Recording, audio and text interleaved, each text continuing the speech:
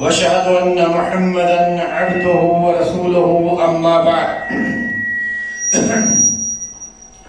فإن خير الحديث كتاب الله وخير الهدي هدي محمد صلى الله عليه وسلم وشر الأمور محدثاتها وكل محدثة بدعة وكل بدعة ضلالة وكل ضلالة في النار.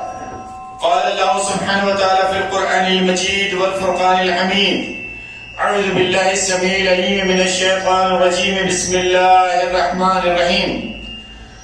يا أيها الذين آمنوا اتقوا الله حق تقاته ولا تموتن إلا وأنتم مسلمون. يا أيها الناس اتقوا ربكم الذي خلقكم من نفس واحدة وخلق منها زوجها وبث منهما رجالا كثيرا ونساء واتقوا الله الذي تساءلون به والأرحام إن الله كان عليكم رقيبا. يا أيها الذين آمنوا اتقوا الله وقولوا قولا سديدا يصلح لكم أعمالكم ويغفر لكم ذنوبكم ومن يطع الله ورسوله فقد فاز فوزا عظيما. وقال الله سبحانه وتعالى في مقام آخر: وما يؤمن أكثرهم بالله إلا وهم مشركون. وقال رسول الله صلى الله عليه وسلم: لا يؤمن أحدكم حتى أكون أحب إليه من والده وولده والناس أجمعين، أو كما قال رسول الله صلی اللہ علیہ وسلم. تمام قسم کی حمد و ثنا، کبریائی اور بڑائی اس رب العالمین کے لیے لائق و زیبا ہے جس نے اس دنیا میں ہم کو وجود بخشا جبکہ ہم کچھ بھی چیز نہ تھے. ہمارے دیکھنے کے لیے آنکھیں، سننے کے لیے کان، بولنے کے لیے ہونٹ و زبان، سوچنے اور سمجھنے کے لیے دل اور دماغ عطا فرمایا. ابھی جو میں نے قرآن کریم کی ایک چھوٹی سی آیت تلاوت کی ہے اور ایک حدیث آپ کے سامنے رکھی ہے جو کہ موضوع کے تعلق سے ہے، اور آپ جانتے ہیں کہ ان جو خطبہ جمعہ جو ہمارے چل رہے ہیں اس وقت وہ اسلام کے تعلق سے چل رہے ہیں، اسلام کے تعارف کے تعلق سے چل رہے ہیں. خصوصی طور پر جو اسلام کیا ہے اس کے تعلق سے، پھر جو آج جو خطبہ ہے وہ ہے ارکان اسلام کے تعلق سے. اللہ وحدہ لا شریک سے دعا ہے کہ اللہ وحدہ لا شریک مجھے حق کہنے، آپ سب کو حق سننے اور ہم سب کو حق پر عمل کرنے کی توفیق عطا فرمائے. آمین والحمدللہ رب العالمین. رب اشرح لی صدری ویسر لی امری واحلل عقدۃ من لسانی یفقهوا قولی. رب زدنی علما، رب زدنی علما، اللہم رب زدنی علما. سبحانک لا علم لنا الا ما علمتنا انک انت العلیم الحکیم وتب علینا انک انت التواب الرحیم. جیسے کہ پچھلے خطبات میں آپ نے سماعت فرمایا کہ اسلام کیا ہے، مختصر میں بتاؤں آپ کو. اللہ وحدہ لا شریک نے ارشاد فرمایا کہ ان الدین عند اللہ الاسلام، کہ اللہ کے نزدیک جو پسندیدہ دین ہے وہ اسلام ہے. پھر اللہ وحدہ لا شریک نے ایک وارننگ دی اور ارشاد فرمایا وَمَنْ يَبْتَغِ غَيْرَ الْإِسْلَامِ دِينًا فَلَنْ يُقْبَلَ مِنْهُ وَهُوَ فِي الْآخِرَةِ مِنَ الْخَاسِرِينَ. کہ جس کسی نے اسلام دین کو چھوڑ کر اگر کوئی دوسرا دین اپنایا تو اللہ وحدہ لا شریک نے ارشاد فرمایا کہ اللہ وحدہ لا شریک اس کو قبول نہیں کرے گا، قبول نہیں ہوگا. پھر میں نے مختصر آپ کو بتایا کہ اسلام کیا ہے، یعنی اپنے آپ کو اللہ کے حوالے کر دینا، اپنے آپ کو اپنے رب کے سامنے سرنڈر کر دینا، اپنے آپ کو رب کی اطاعت پیروی میں لگا دینا، رب کے قانون کو فالو کرنا، یہ اسلام کہلاتا ہے. اور جو اس کو فالو کرتا ہے اس کو مسلم کہتے ہیں، وہ مسلم کہلاتا ہے. پھر میں نے آپ کو بتایا کہ یہ اسلام کے جو قانون ہیں وہ قانون اس دنیا میں نہیں بنے، اور اسلام جو ہے ایک دین فطرت ہے، یعنی انسان کی فطرت کے عین مطابق اللہ وحدہ لا شریک نے جو قانون بنائے ہیں اس دنیا میں وہی اسلام کے قانون ہیں، اور وہی مکمل اسلام ہے جس کو اللہ وحدہ لا شریک نے انسان کی فطرت کے عین مطابق رکھا ہے۔ اللہ وحدہ لا شریک نے اپنے نبی کے ذریعے ہم کو بتایا کہ ہمارے نبی صلی اللہ علیہ وسلم نے جو ہم کو سمجھایا بتایا، ارشاد فرمایا کہ بنی الاسلام علی خمس، شہادت لا الہ الا اللہ وان محمد رسول اللہ وإقام الصلاة وإيتاء الزکاة وصوم شہر رمضان وحج البیت اللہ الحرام، یعنی اسلام کے جو ستون ہیں، جو اسلام کے عمود ہیں، جو اسلام کی بنیاد جن چیزوں پر رکھی ہوئی ہے وہ 5 ہیں۔ سب سے پہلی چیز ہے کہ اس بات کی گواہی دینا کہ اللہ کے علاوہ کوئی عبادت کے لائق نہیں ہے اور محمد صلی اللہ علیہ وسلم اللہ کے رسول ہیں۔ یہ سب سے پہلا عمود، سب سے پہلی چیز ہے، اور اسی سے آدمی اسلام میں داخل ہو جاتا ہے جب وہ اپنی زبان سے یہ کہتا ہے کہ اشہد ان لا الہ الا اللہ واشہد ان محمد رسول اللہ، تو اب وہ یہ دعویٰ کرتا ہے کہ اب میں مسلم ہو گیا، یعنی اللہ کا فرما بردار بن گیا۔ اس کے لیے خوشخبری یہ ہوتی ہے کہ نبی کریم صلی اللہ علیہ وسلم نے ارشاد فرمایا کہ جس کسی نے اسلام کو قبول کیا تو اللہ وحدہ لا شریک اس کے سابقہ سارے گناہ معاف کر دیتا ہے۔ یہ اس کے لیے خوشخبری ہے جو کہ اس کلمے کو پڑھتا ہے، اسلام کو قبول کرتا ہے، اس کے لیے یہ خوشخبری ہے۔ اور اگر ہم یہ کہیں کہ اسلام کے اس کلمے کے فائدے کیا ہیں، تو سب سے بڑا فائدہ یہی ہے کہ جو شخص ابھی جہنم میں جاتا ہوتا ہے صرف اپنی زبان سے ایک کلمہ ادا کرتا ہے اور وہ صرف اتنا کہتا ہے کہ اشہد ان لا الہ الا اللہ واشہد ان محمد رسول اللہ، تو وہ جنت کا حقدار بن جاتا ہے، جنت کا حقدار بن جاتا ہے۔ اسی کو آپ صلی اللہ علیہ وسلم اپنے چچا سے بار بار یہ کہتے رہے، میرے چچا ایک بار کلمہ پڑھ لو، میرے چچا ایک بار کلمہ پڑھ لو، میرے چچا ایک بار کلمہ پڑھو، لیکن چچا نے کلمہ نہیں پڑھا، اور جو جواب دیا وہ جواب وہی جواب ہے جو آج کا مسلمان جو عبداللہ عبد الرحمن نام رکھتا ہے آج وہ بھی وہی بات کہتا ہے جو کہ ابو طالب نے کلمہ نہ پڑھنے پر جو بات کہی تھی۔ کہا کہ اے محمد، میں جانتا ہوں کہ تو اللہ کا رسول ہے، میں سمجھتا ہوں کہ تجھے اللہ نے رسول بنا کر بھیجا ہے، مجھے یقین ہے کہ آپ اللہ کے رسول ہیں، لیکن اگر میں نے آپ کے دین کو قبول کر لیا تو قوم تانے تشنیع دے گی، قوم کیا کہے گی؟ لوگ یہ کہیں گے کہ اس نے آخری وقت میں اپنے باپ دادا کے دین کو چھوڑ دیا اور محمد کے دین کو قبول کر لیا، یعنی بھتیجے کے دین کو قبول کر لیا۔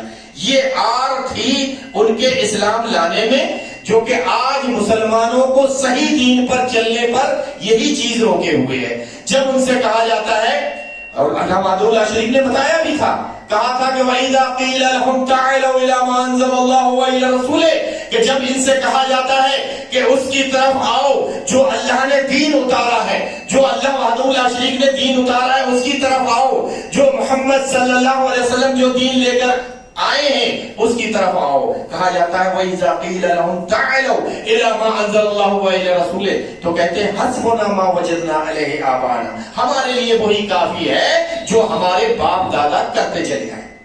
اللہ وحدہ لا شریک نے ارشاد فرمایا کہ اولو کھانا آباؤہم لا یعقلون شیئا ولا یہتدون، چاہے تمہارے باپ دادا عقل بھی نہیں رکھتے ہو، چاہے تمہارے باپ دادا سمجھ نہیں رکھتے ہو، پھر بھی تم اپنے باپ دادا کے ہی دین کو مانو گے، پھر بھی اپنے باپ دادا کے دین پر ہی چلو گے۔ آج یہی جواب جب کوئی حق پرست حق بات کہتا ہے تو اس کا یہی جواب دیا جاتا ہے کہ نہیں، ہمارے لیے وہی کافی ہے جو ہمارے باپ دادا کرتے چلے آئے ہیں، الا یہ کہ اللہ جس پر رحم فرمائے، اللہ جس کو چاہتا ہے، جو اللہ سے رجوع کرتا ہے اللہ اس پر رحم کرتا ہے، اور وہ اپنے آبائی دین کو، باپ دادا کے دین کو تحقیق کرتا ہے کہ یہ صحیح ہے یا غلط۔ اگر غلط ہے تو تو وہ اس کو چھوڑ دیتا ہے اور جو صحیح ہے اس کو اپنا لیتا ہے. لیکن توفیق تبھی ملتی ہے آدمی کو جب وہ خود کوشش کرتا ہے. دنیا سمجھاتی رہے، سب لوگ بتاتے رہیں، لیکن کسی کے بتانے سے کوئی فرق نہیں پڑتا ہے. جب تک کہ آدمی خود کوشش نہیں کرتا ہے تب تک اس کو صحیح دین کی سمجھ نہیں آتی ہے. کلمہ طیبہ کے فائدے بہت ہیں. اگر میں صرف فائدے گناتا رہوں تو یہ خطبہ ایسے 10-20 خطبے صرف فائدے پر ہی ہوتے رہیں گے. آپ صلی اللہ علیہ وسلم نے ارشاد فرمایا کہ من قال لا الہ الا اللہ دخل الجنہ، کہ جس کسی نے لا الہ الا اللہ کہہ لیا وہ جنت میں داخل ہوگا. اور پھر آپ نے اتنا ہی کہہ کر نہیں چھوڑا بلکہ کئی شرطیں اس میں لگائیں، کیونکہ دیکھیں ہر چیز کے لیے کچھ شرطیں ہوتی ہیں. آپ اگر مکے جانا چاہتے ہیں، عمرہ کرنے جانا چاہتے ہیں، تو اس کے لیے شرط یہ ہے کہ آپ کا عمرے کا ویزا لگا ہوا ہو. دوسری شرط یہ ہے کہ آپ کے پاس فلائٹ کا ٹکٹ ہو. تیسری شرط یہ ہے کہ آپ کے پاس پاسپورٹ ہو. یہ سب سے پہلی لگا لیں، مطلب یہ شرطیں ہیں. ہر چیز کے لیے آپ کو نماز پڑھنا ہے تو اس کے لیے شرطیں ہیں، کیونکہ پہلے آپ جو ہے غسل کریں گے، پھر آپ وضو کریں گے، کپڑے وپڑے پہن کر وضو کریں گے، پھر آپ اس کے بعد مسجد میں جائیں گے، داخل ہوں گے. یہ سب شرطیں ہیں. ہر چیز کی شرط ہوتی ہے. اسی طرح سے کلمہ لا الہ الا اللہ کی بھی کچھ شرطیں ہیں. کچھ شرطیں ہیں. کسی نے تو یہ بھی کہا کہ جس طرح سے کہ چابی جو ہوتی ہے، اگر چابی میں دانت جو ہوتے ہیں، جب تک بنا دانت کی چابی آپ کسی چیز میں لگائیں گے تو وہ تالا نہیں کھلے گا. تالے کی چابی جو ہوتی ہے اس کے دندان ہوتے ہیں، دانت ہوتے ہیں اس کے. جب وہ اس میں فٹ آتی ہے اور جب اس سے تالا کھولا جاتا ہے تو اس کا تالا کھل جاتا ہے. اسی طرح سے کلمہ لا الہ الا اللہ سے جنت میں داخل ہونے کے لیے بھی کچھ شرطیں ہیں. اگر آپ نے کلمہ پڑھ لیا، صرف اتنا کافی نہیں ہے کہ آپ نے کلمہ پڑھ لیا، آپ نے اقرار کیا لا الہ الا اللہ محمد رسول اللہ. اگر لا الہ، میں نے محمد رسول اللہ صلی اللہ علیہ وسلم کے تعلق سے میں نے 4 خطبے مکمل میں دے چکا ہوں، اس پر مجھے آگے بحث کرنے کی ضرورت نہیں ہے. صرف میں آج لا الہ الا اللہ کے بارے میں بتاتا ہوں. اس کا معنی و مفہوم کیا ہے؟ لا کا مطلب نہیں ہوتا ہے لا الہ، نہیں ہے کوئی معبود، الا اللہ، اگر کوئی ہے تو اللہ ہے. کہ یعنی حقیقی معبود تو بہت سارے ہیں دنیا میں، سب جو جتنے بنے ہیں اللہ تعالیٰ بھی قرآن میں کہتا ہے کہ یہ معبود ہیں، لیکن حقیقی معبود اگر کوئی ہے تو وہ صرف اللہ کی ذات ہے. کہا اگر عربی میں اس کا مفہوم بیان کریں تو کہیں گے لا معبود بحق الا اللہ، یعنی اللہ کے علاوہ حقیقی معبود کوئی ہے ہی نہیں. اب اس میں 2 چیزیں آتی ہیں، ایک نفی آتی ہے اور ایک اثبات آتا ہے. یعنی نفی میں، یہ تو عربی میں ہے، اگر میں آپ کو آسان زبان میں سمجھاؤں تو اس میں اقرار اور انکار، پہلے انکار بعد میں اقرار. پہلے انکار آتا ہے بعد میں، یعنی آپ نے کہا لا کہہ کر سارے معبودان باطل کا انکار کر دیا کہ کوئی لا الہ، کوئی معبود ہے ہی نہیں. یعنی آپ نے اپنے دل کو پہلے پاک کر لیا، دل پاک ہو گیا.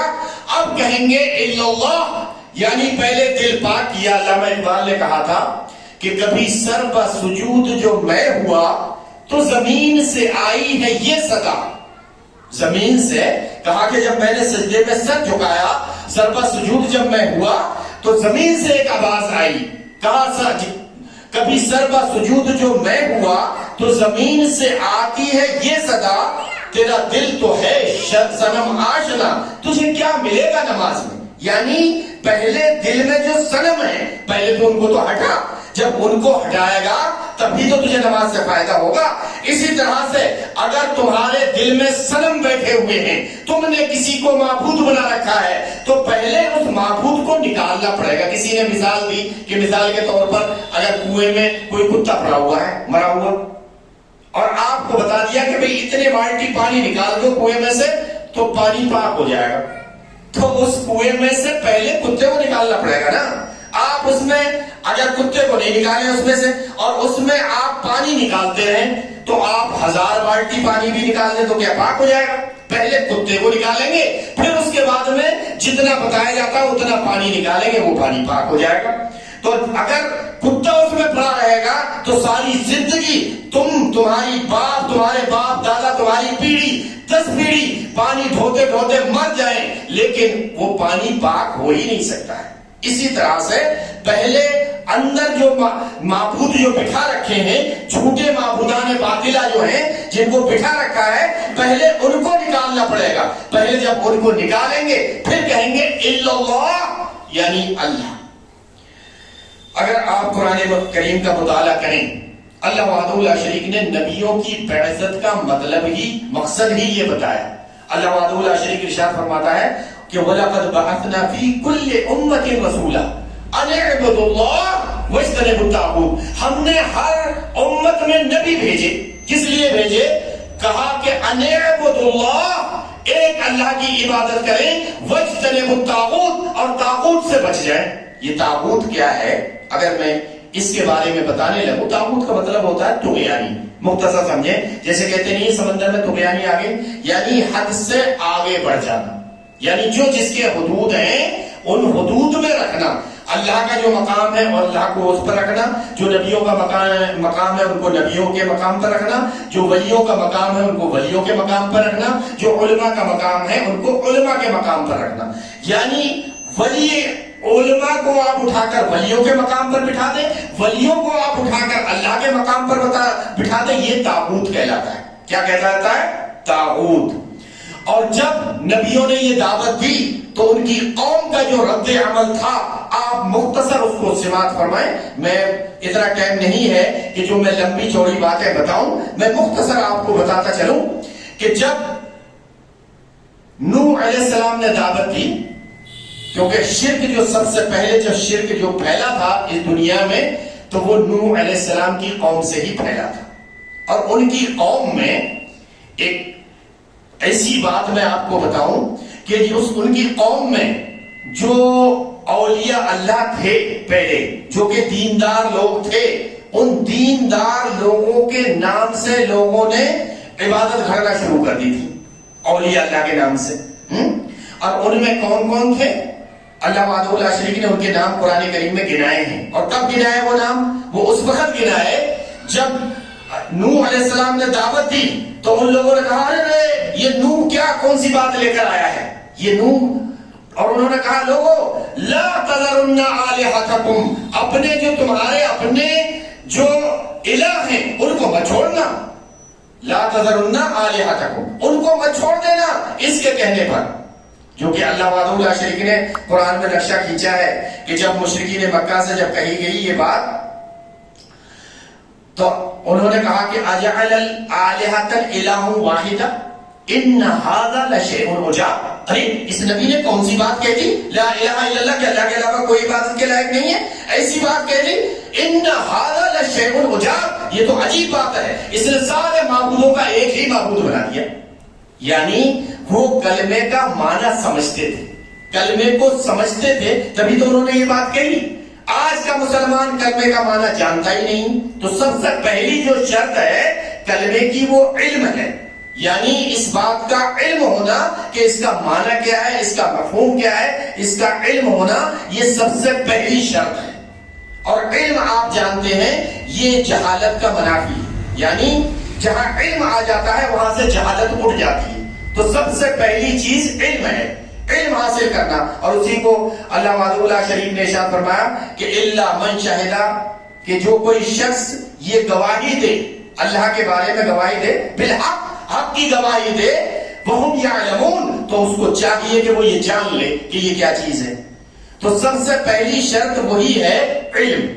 اب جب ان کو پتا چلا، مشرکین نے، وہ نوح علیہ السلام کے زمانے کے لوگوں کو، مشرکوں کو جب پتا چلا تو انہوں نے کہا کہ اپنے معبودوں کو مت چھوڑنا، لا تذرن آلہتکم، اپنے معبودوں کو مت چھوڑنا، ولا تذرن، سنے نام، ولا تذرن ودن ولا سواع، ودن ولا سواع ویعوث ویعوق ونسر، 5 نام گنائے۔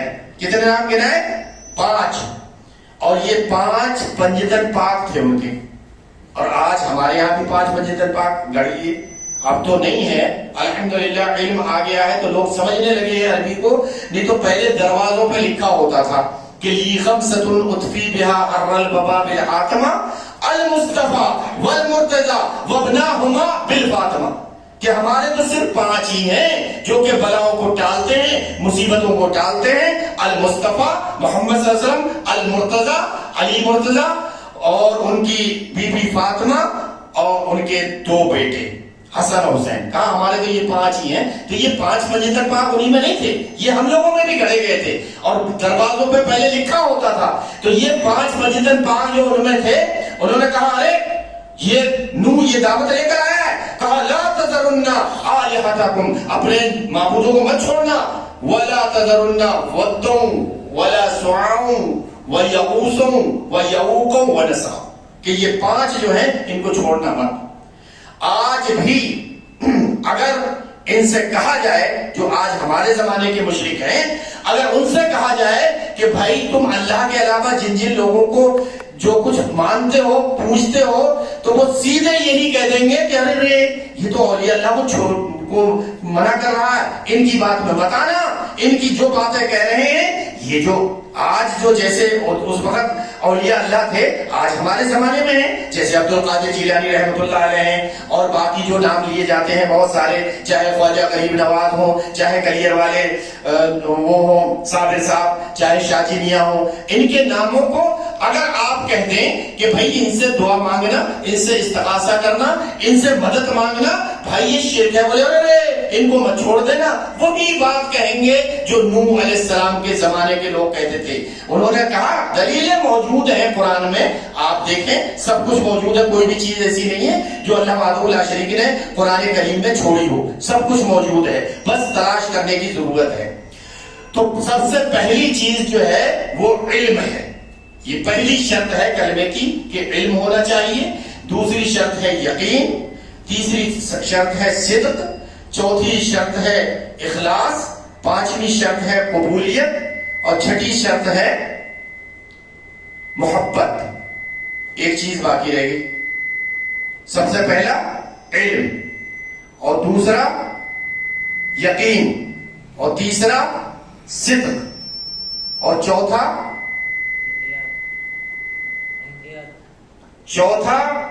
اخلاص، پانچواں انقیاد، چھٹا قبولیت، اور ساتواں کیا بتایا تھا؟ محبت۔ یہ 7 جو ہیں یہ شرطیں ہیں کلمے کی۔ اگر ان 7 شرطوں کے ساتھ میں اگر جس نے کلمے کو اپنایا ہے، لا الہ الا اللہ محمد رسول اللہ کو، تو وہ کلمہ قابل قبول ہوگا، وہ کلمہ جنت میں لے کر جائے گا۔ اور جس کی ایک بھی شرط اگر پوری نہیں ہوتی ہے تو اس کا کلمے کا پڑھنا شاید اس کو کوئی فائدہ نہ پہنچا پائے۔ تو سب سے پہلی چیز بتائی علم کا ہونا، جس کے بارے میں میں نے آپ کو بتایا، اور اللہ وحدہ لا شریک نے کئی جگہ کہا ہے، کہا فَاعْلَمْ أَنَّهُ لَا إِلَهَ إِلَّا اللَّهُ، لوگوں جان لو کہ اللہ کے علاوہ کوئی عبادت کے لائق نہیں، جان لو، اللہ کہا ہے جان لو، پہچان لو، سمجھ لو، یہی تو علم ہوتا ہے۔ آدمی جان گیا، علم ہو گیا، اور جب علم ہو گیا تو یہ جہالت کے منافی ہے، یعنی جہالت اب اس کے پاس سے ہٹ جائے گی۔ تو سب سے پہلی چیز علم ہے، دوسری چیز یقین۔ اب علم ہونے کے بعد اب مکمل یقین ہونا چاہیے۔ اگر علم ہونے کے بعد شک میں پڑ گیا آدمی تو پھر وہ یقین اس کا بیکار ہو گیا۔ کلمہ پڑھنا کتنے آج ہمارے ہاں اب تو کم کہا جاتا ہے، لیکن پہلے بہت کہا جاتا ہے کہ ارے بھائی جنت کس نے دیکھی ہے؟ مریں گے تو دیکھا جائے گا، مریں گے تب پتہ چلے گا جنت جہنم کس نے دیکھی۔ یعنی نبی کی بات پر ہی یقین نہیں، اللہ کے کلام پر بھی یقین نہیں ہے، تو اس کلمے پر یقین کہاں سے آ جائے گا؟ تو یہ یقین اگر ہمارے نبی صلی اللہ علیہ وسلم نے کہہ دیا کہ کلمہ پڑھنے کے بعد، اور پھر اسی لیے کہا تھا کہ صدق دل سے جس نے کلمہ پڑھا، شرط لگائی اللہ نبی صلی اللہ علیہ وسلم نے۔ جو حدیثیں ہیں بہت ساری حدیثیں ہیں کلمے کے تعلق سے، کہیں کہا کہ جس نے صدق دل سے پڑھا، کسی نے کہیں کہا کہ جس نے سچے دل کے ساتھ کلمہ پڑھا، کہیں کہا اپنے دل کی گہرائیوں سے کلمہ پڑھا۔ تو یہ سب چیزیں ہیں وہ شرطیں ہی ہیں۔ تو جب تک کہ یقین اس کا نہیں ہوگا تب تک شاید اس کو کلمہ پڑھنے سے کوئی فائدہ نہیں ہوگا۔ یقین ہو گیا کہ اب میں نے کلمہ پڑھ لیا ہے اور اب میں اللہ کی بات مانوں گا تو انشاءاللہ سیدھے جنت میں جاؤں گا۔ اللہ وحدہ لا شریک نے کہا کہ انما المؤمنون الذین آمنوا باللہ ورسولہ ثم لم یرتابوا. ارے بھائی مومن تو وہ ہے، مسلمان تو وہ ہے کہ جب وہ ایمان لے آیا تو پھر شک میں نہ پڑے. شک میں نہ پڑے. شک میں اگر پڑ گیا کہ بھئی پتہ نہیں جنت میں جائیں گے یا نہیں جائیں گے، ارے نمازیں پڑھنے کے باوجود بھی کیا پتہ جنت میں گئے یا نہیں گئے، اگر وہ شک میں پڑ گیا تو اس نے یقین کو ختم کر دیا. جس کو یقین نہیں ہوگا تو پھر وہ اس کا جو ہے جنت میں جانا یہ ممکن نہیں ہوگا، پھر مشکل ہو جائے گا اس کے لیے جنت میں داخل ہونا، کیونکہ اس نے کلمے کی شرط کو جو یقین تھا اس یقین میں شک کو داخل کر دیا. اگر شک داخل ہو گیا یقین میں تو پھر وہ جو ہے نقصان دے گا، وہ کلمہ پڑھنے کے باوجود بھی اس کو فائدہ نہیں پہنچائے گا. اللہ وحدہ لا شریک نے ارشاد فرمایا کہ انما المؤمنون الذین آمنوا باللہ ورسولہ ثم لم یرتابوا. مومن تو وہ ہے جو اللہ پر اس کے رسول پر ایمان لے آیا پھر شک میں نہ پڑے. وجاہدوا باموالہم وانفسہم فی سبیل اللہ اولئک هم الصادقون. کہ پھر وہ اللہ کے خاطر جہاد کرے گا اپنے مال سے اپنی جان سے. اور ایسے ہی لوگ جو ہیں سچے لوگ ہیں، ایسے ہی لوگ سچے لوگ ہیں جو کہ سچ پر قائم ہیں، وہی لوگ ہیں. ایسے ہی کئی جگہ قرآن کریم میں اور بھی بہت ساری آیتوں میں اس کے تعلق سے بتایا ہے. بہرحال یہ دوسری چیز تھی. تیسری چیز ہوئی صدق، یعنی اب آپ کے اندر سچائی بھی ہونا چاہیے. یہ نہیں کہ آپ کلمہ پڑھ لیا اب آپ جھوٹ بھی بولتے پھر رہے ہیں، سچائی ہے ہی نہیں. اللہ وحدہ لا شریک نے ارشاد فرمایا